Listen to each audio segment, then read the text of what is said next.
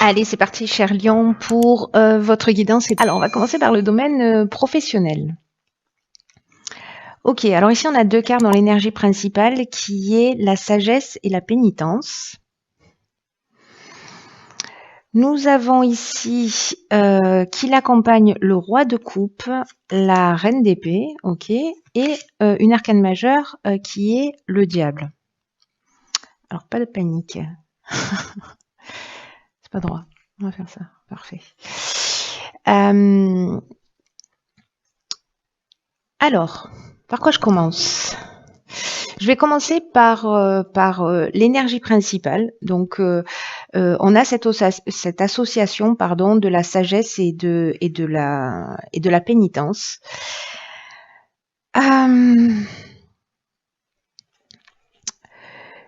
Ce que nous dit l'association, alors parce que du coup je vais pas vous les interpréter à titre individuel parce qu'il y a une quand les cartes sont associées, elles prennent une autre signification. Et ici c'est le cas, donc bon, c'est très intéressant qu'elles soient tombées toutes les deux ensemble. C'est qu'en fait l'association de ces deux cartes, elle nous dit qu'il faut profiter si jamais vous vivez des temps morts, que c'est le moment d'en profiter pour faire le point. Voilà, pour faire un état des lieux. Donc, si c'est une période pour vous au niveau professionnel, une période de ralentissement, c'est vraiment en fait la période pour le coup idéale pour faire un état des lieux de où est-ce que vous en êtes, où est-ce que vous avez envie d'aller, de faire le point sur tout ça. Ici, nous avons le roi de coupe. Alors, c'est intéressant parce qu'on n'a que des figures et cette arcane majeure, je vais la garder pour la fin. Le roi de coupe, lui, il nous parle de quoi? Il nous parle de stabilité, mais il nous parle également de sagesse. De sécurité émotionnelle, d'un niveau de conscience de la nature humaine. C'est quelqu'un qui a vraiment cette sagesse, qui sait garder la tête froide à travers pendant les crises. Qui va agir à partir plutôt d'émotions contrôlées plutôt qu'à l'instinct. Et c'est quelqu'un qui a la capacité d'évaluer les situations et de créer cette atmosphère au niveau émotionnel qui est équilibrée. Donc là, l'idée, c'est de se dire, ok, s'il y a un ralentissement, c'est qu'il y a une raison. C'est peut-être une occasion, voilà, c'est organisé pour moi et c'est une occasion en fait de faire un état des lieux pour savoir où est-ce que j'en suis, où est-ce que je veux aller dans le domaine professionnel. Et le fait de prendre ce temps de repos, d'état des lieux, de rééquilibrer ses émotions pour savoir en fait ce qui est juste et précisément être dans cette sagesse, avec la reine d'épée, elle est lucide, elle voit les choses clairement. Donc j'ai l'impression que ce temps de pause que vous avez choisi ou pas, qui peut être le fait d'avoir l'impression que les choses n'avancent pas, d'avoir de la difficulté peut-être à trouver un emploi ou de s'engager dans des démarches pour trouver un emploi ou voilà. Ce temps de recul, ça va vous permettre vraiment de trouver des astuces, vous voyez, d'aller droit au but, d'avoir une espèce d'honnêteté intellectuelle par rapport à ce que vous êtes en train de vivre professionnellement.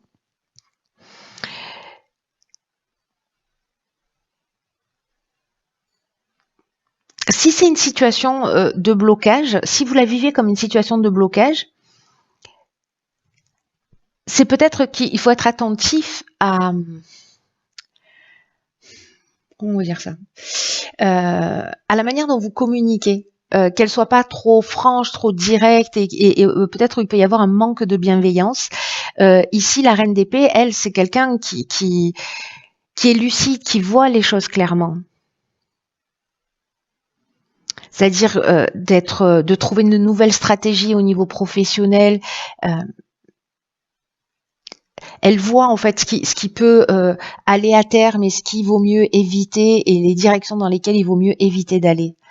Vous voyez, donc il y a cet équilibre là qui est plutôt intéressant, vous voyez, entre cet aspect émotionnel, ce sentiment de sécurité au niveau professionnel et en même temps cette épée où on est dans le mental, là on est dans les émotions, là on est dans le mental et en fait il y a vraiment une idée de trouver un équilibre entre les deux et que cette période de temps mort que peut-être certains d'entre vous vivent, c'est une période pour trouver cet équilibre-là.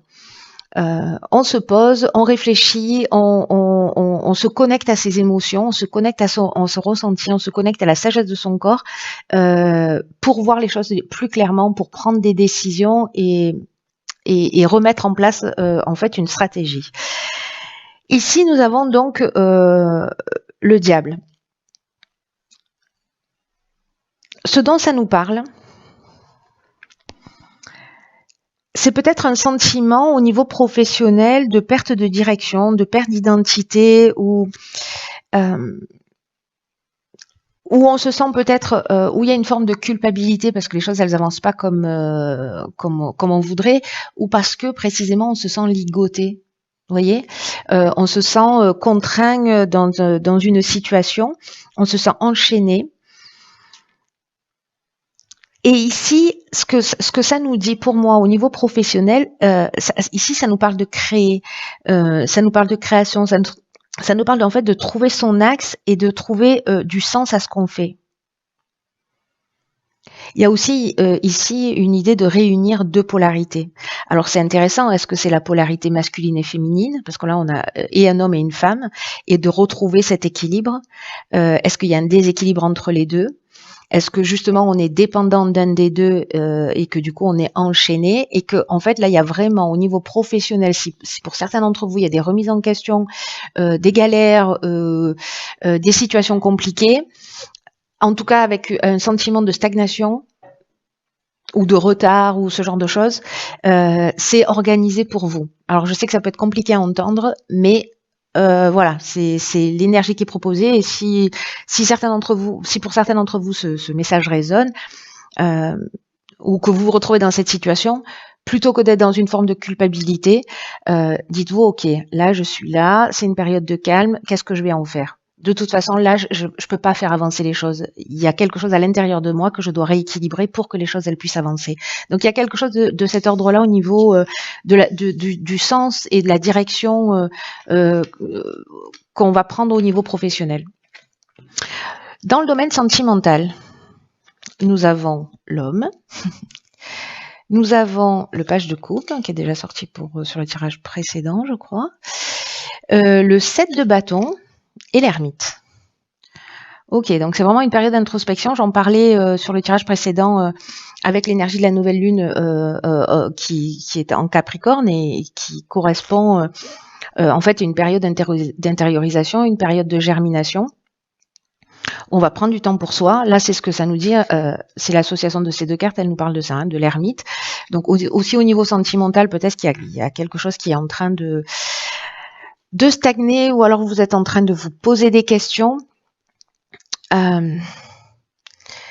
carte de l'homme, ce dont elle nous parle, alors soit c'est un homme dans votre vie, donc c'est à l'extérieur de vous, soit c'est vous, si vous êtes un homme, parce qu'elle peut parler en fait de vous, de votre mari, de votre conjoint ou de votre amant. Vous voyez, si vous êtes dans une relation triangulaire. En tout cas, il y a quand même une idée ici de renforcement de liens s'ils existent déjà.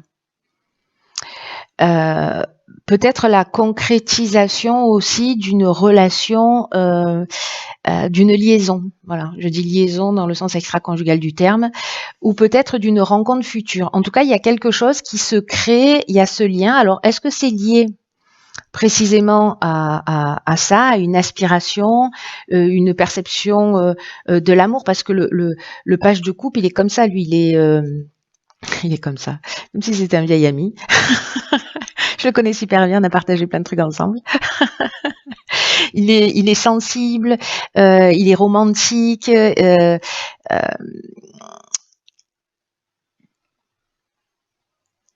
mais il peut être aussi dans une forme de rêverie, être amoureux de l'amour, vous voyez, plutôt que d'aimer vraiment. Mais il a aussi cette capacité, lui, dans son cœur, de pardonner.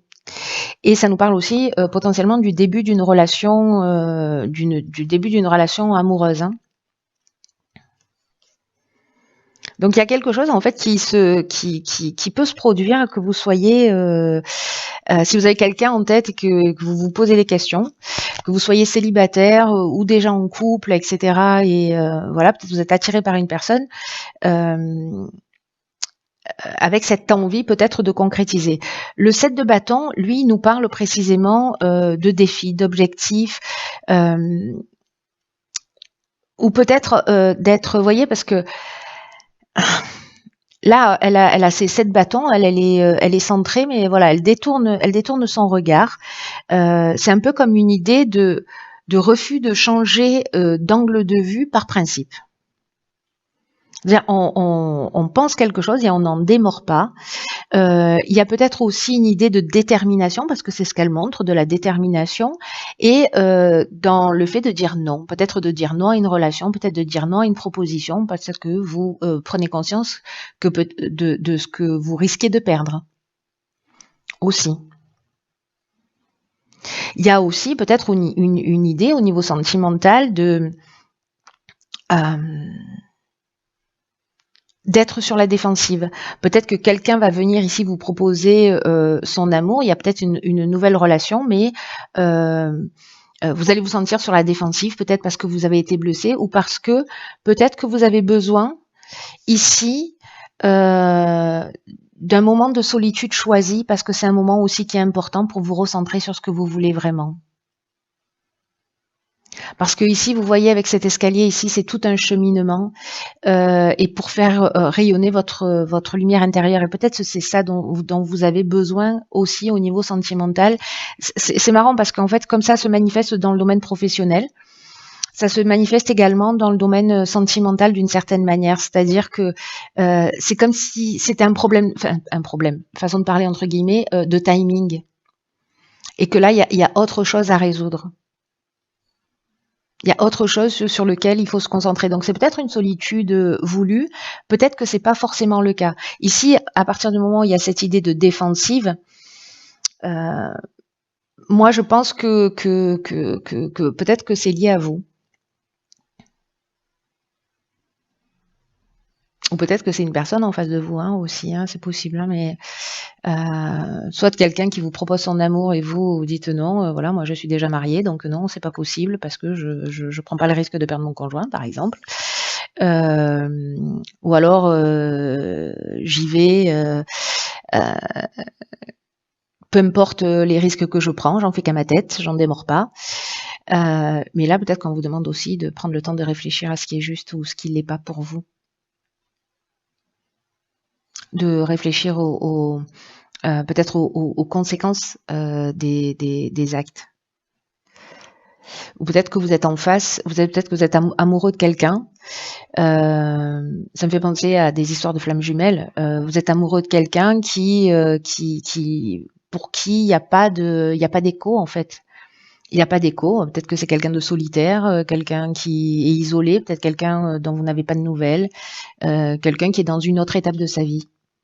C'est aussi une option possible. Vous me direz comment ça résonne pour vous. Alors, dans le domaine financier. Ok, alors dans le domaine financier, on a en énergie principale la carte du silence. On a l'ermite, de nouveau, décidément. On a l'ermite, on a la tempérance et le 8 de denier. Ok, putain, c'est un truc de fou. Il y a vraiment une énergie de patience. Une énergie de patience et de patience voulue. Enfin, peut-être que vous l'avez pas choisi, mais qui est pas peut-être organisée par vous-même, mais qui est présente pour vous permettre d'avancer. C'est-à-dire que vous stagnez pas pendant que vous êtes en train de faire ça. Vous êtes en train de travailler, mais sous un autre aspect, quoi. Alors, cette carte du silence, sur le plan matériel, ce dont elle nous parle, c'est que pour certains d'entre vous, la situation est stable, elle est bien gérée, c'est-à-dire que bon voilà, il n'y a pas besoin d'en dire quoi que ce soit, c'est le silence. En revanche, s'il y a des personnes qui attendent des rentrées d'argent, il y a une idée ici que il peut y avoir de légers retards. Si vous avez des rentrées d'argent qui sont prévues, ça peut prendre un peu de retard. Ce que nous dit ici la carte de l'ermite, oui, pardon, ça me fait rire parce que en fait, tout nous ramène à ça, c'est-à-dire c'est le moment de solitude, c'est le moment d'intériorité. On est vraiment dans cette énergie de nouvelle lune en Capricorne. Hein. Et en fait, sur le plan financier, ce dont ça peut nous parler, c'est de se sentir tourmenté.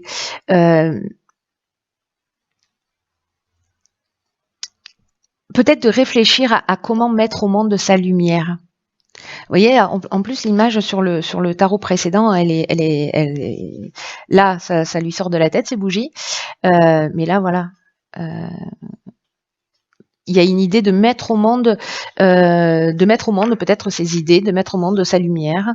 Il y a un travail d'intériorisation, il y a un travail d'introspection. Alors comme on est sur le plan des valeurs, avec l'aspect financier, c'est-à-dire on est dans les deniers, hein, on est sur les systèmes de valeurs, on est sur l'aspect matériel. Donc est-ce qu'il y a ça? Est-ce qu'il y a besoin de travailler au sentiment de sécurité? De se poser aussi sous cet aspect-là, si vous rencontrez des difficultés, les bonnes questions. Ici, avec la carte de la tempérance, il y a une idée de retrouver un équilibre. Il y a une idée de mélanger des choses qui peut-être n'ont pas de rapport ensemble, c'est-à-dire une qui pourrait en nourrir une autre, c'est-à-dire de mélanger les opposés et de trouver une forme de fluidité. Alors, est-ce que c'est avoir plusieurs activités professionnelles? C'est possible. D'aller chercher ailleurs si dans le domaine financier, d'aller peut-être chercher d'autres sources de revenus pour justement pour fluidifier cet aspect-là. Mais je pense qu'en fait là, il y a aussi un travail, d'ailleurs le retard, c'est pas pour rien. En fait, il arrive pas pour rien parce que il va peut-être pour certains d'entre vous mettre dans une situation d'insécurité. Mais moi, j'ai le sentiment en fait que tout va bien se passer parce qu'il y a quelque chose qui est organisé. D'ailleurs, avec le 8 de denier, on nous parle de continuer en fait à travailler minutieusement, d'être appliqué, de faire valoir vos compétences, d'avoir une forme de discipline financière, de persévérance, parce que les résultats vont arriver. Parce que ce 8 de denier, c'est ce qu'il fait, il travaille, il a une production qui est patiente, et que c'est la persévérance en fait qui va donner des résultats, et que peut-être il faut être attentif à vos dépenses dans le moindre détail pour justement trouver cette fluidité, rééquilibrer votre manière de fonctionner à ce niveau-là. Mais il y a une idée en fait aussi d'élargir ses compétences, d'élargir son savoir, peut-être d'aller un peu plus au fond des choses aussi sous cet aspect-là si c'est en déséquilibre pour vous. Vous me direz comment ça résonne ça aussi pour vous, c'est très intéressant. Alors, sur l'aspect spirituel, qu'est-ce que nous avons? Alors, nous avons la carte de la justice, de l'amoureux et de l'étoile. Ok. Et ici, nous avons deux cartes. Alors, nous avons le temps et le malheur. Alors, ces deux cartes ensemble, je pense qu'elles ont une signification. Je vérifie. Oui, c'est ça. Alors c'est fou, ça fait deux fois. Hein. En fait, l'association de ces deux cartes nous parle de déprime ou de dépression. Alors, est-ce que certains d'entre vous là se sentent comme ça, dans un état un peu de déprime? Alors, j'imagine que si les choses, vous avez le sentiment que toutes ces choses-là sont bloquées dans votre vie, ou des aspects de votre vie, financier, matériel, amoureux, où vous ressentez un blocage, peut-être qu'il y a une forme de déprime ou de dépression qui se met en place. Mais en même temps, vous voyez, quand on a ici la carte de la justice, de l'amoureux et de l'étoile, Pourquoi vous déprimez? Non, je plaisante. Euh, La justice, ça nous parle encore une fois de trouver un équilibre. Je crois qu'on l'avait déjà tout à l'heure, si je dis pas de bêtises. Peut-être que c'est pas chez vous, en fait. Peut-être que c'est pas chez vous. Je sais plus où j'en suis. Non, c'est pas chez vous. Non, on n'avait pas de carte de justice. Donc là, c'est nouveau, du coup. Mais la justice, elle nous parle en fait de ça. Elle nous parle d'équilibre. Et l'équilibre, pour moi, il se fait entre justement peut-être l'union de ces polarités, l'union des opposés, peut-être l'amour de vous, la connaissance et l'amour de qui vous êtes. Qu'est-ce qui vous déprime? Qu'est-ce qui vous rend triste?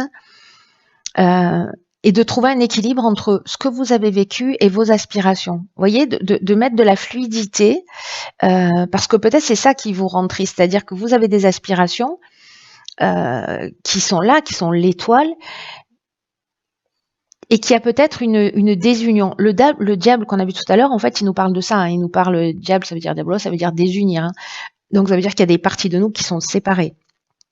Donc là, en fait, il y a une idée de reconnexion. On rassemble les morceaux. Et c'est peut-être de trouver justement cet équilibre entre ce roi et cette femme. Enfin, ce roi de coupe et cette femme d'épée. De réunifier les polarités, de réunifier les opposés, de réunifier ce qui s'oppose en vous en fait, hein, ce qui vous désunit, parce que là il y a vraiment l'amoureux, c'est ça. Hein. L'amoureux, c'est ici, soit on a le sentiment de pas être aimé, soit on est dans une forme d'indécision, de culpabilité ou dans une idée de dépendance. Dans sa meilleure version, on est dans l'engagement, de l'engagement vis-à-vis de soi, vis-à-vis de l'autre, où on cherche à s'aimer, où on cherche à s'unir. Et là, le message clair, c'est s'aimer soi-même pour pouvoir aimer les autres. Hein. Et si on peut se sentir aussi, et c'est peut-être ça qui génère un peu de déprime et de dépression pour certains d'entre vous, c'est que si on vit mal la justice, on peut être précisément dans ce sentiment d'injustice ou où on veut faire les choses à sa manière. Hein. C'est un peu le 7 d'épée là, hein. Le 7 de bâton, le 8 de bâton. Ici, quand on le vit dans la meilleure manière qui soit, dans la meilleure version de la justice, on veut connaître la vérité, parce que la justice, elle est comme ça. C'est-à-dire, au-delà du bien ou du mal, elle veut connaître la vérité. Elle veut savoir ce qui est juste, elle veut comprendre, et elle veut couper aussi avec tout ce qui est aliénant, c'est-à-dire, vous voyez, toutes les chaînes du diable, là.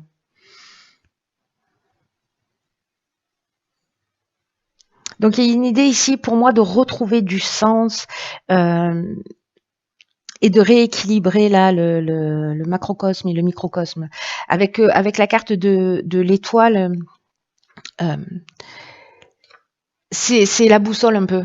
Voilà, c'est l'étoile du berger, c'est-à-dire la direction dans laquelle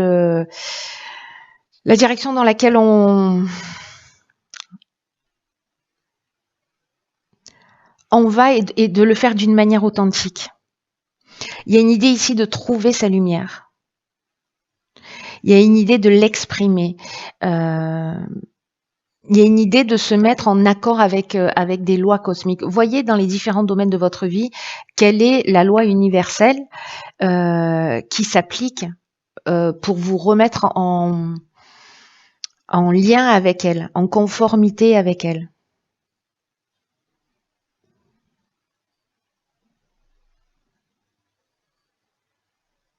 Il y a une idée d'être vraiment d'authenticité de soi.